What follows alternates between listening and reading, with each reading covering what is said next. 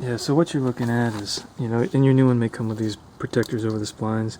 You can make sure it's got the same spline count on the ends. You want to make sure it's got, this is a dust cover for the transmission, so you don't get dust or water and all that stuff inside the transmission. And then there's a seal that goes around this. You can see this right here. So you kind of need to lubricate this a little with some automatic tranny fluid before we slide it in. Make sure it doesn't burn up that seal. This is your bearing that goes inside that housing. You can see here on this one, there's a little play in this one. These aren't shaped exactly the same. I've run across that before too. I'm no expert engineer. I don't know what the difference is. I do know that it hasn't mattered before. Same with this thing here. On a Honda I had, took out the original CV shaft, and this is the original to this Nissan as well. The replacement didn't have it. It's all one piece of metal. Sure, I am positive someone out there on YouTube is going to let me know what this is and why I'm an idiot for not knowing. And so the last thing you want to look at here is, overall length is the same. The spline counts here again should be the same. And, thread patterns, make sure you got a cutter pin hole there. And, once you're relatively sure that everything's good, like I said, I'm going to put a little tranny fluid on this, and we're going to slide this bad boy in there, and we're going to start putting it back together.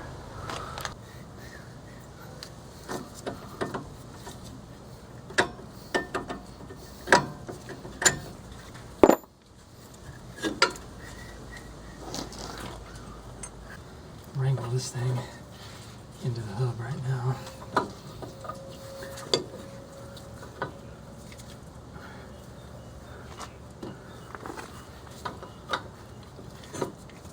And the new ones are always stiff as crap. So you really got to push to get them to go.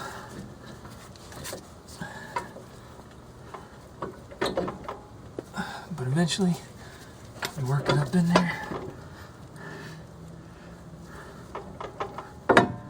And the splines line up. And then you can start half stabbing stuff back together.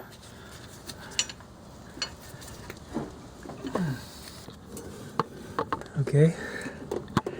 Alright, so you can see the new shaft is in. Seated up transmission.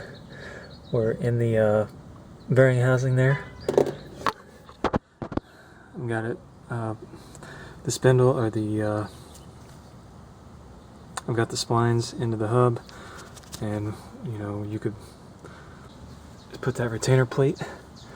I'm going to put that retainer plate back there where that bearing was. Bolt that in. Gonna put the spindle back together. Gonna put these two bolts in, torque them down 55 foot-pounds. Gonna put my tie rod back on. I think it was 35 foot-pounds. I don't remember. It won't take a whole lot.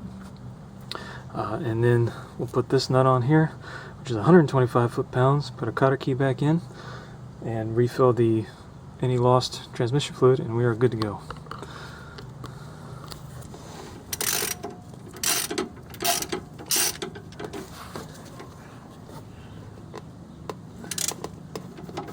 Okay, so plate is back on there.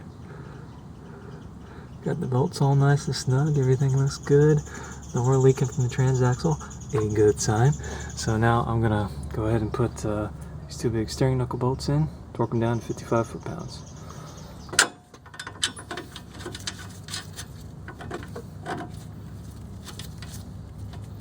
Back in here.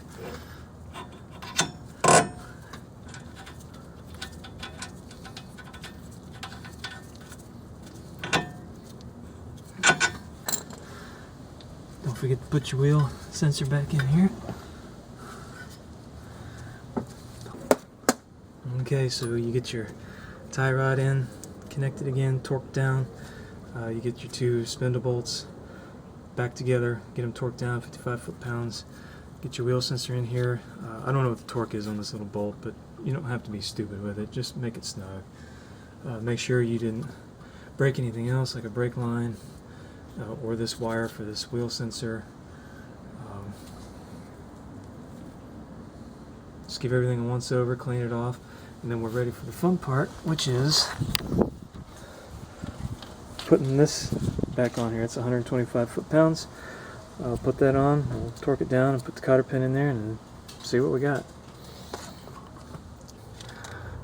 So there you have, completed job. Got our torque down 125, got our cotter pin in.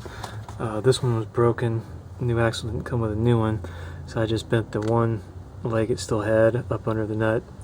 It's probably about the best you can do. And we'll wipe your rotors down with brake cleaner, get any grease off of them. Give one last check over everything, make sure everything is seated in there nice and good. Going to refill our transaxle, the transmission fluid that came out, and take it for a test drive. Well, put the tire back on, of course. If you got any questions, hit me up in the comments, and please be nice. So to fill the transmission fluid on this car, if you've never done it before, you've never seen it, I mean, here's the oil. It's pretty easy. Transmission dipstick is hiding. This is it right here, and it's locked, if you will. You can't just pull it out. You've got to stick a flat blade screwdriver in here, push the little tab down, then you can pull up on it and get it out. Okay, you're going to stick your funnel in there and refill your fluid.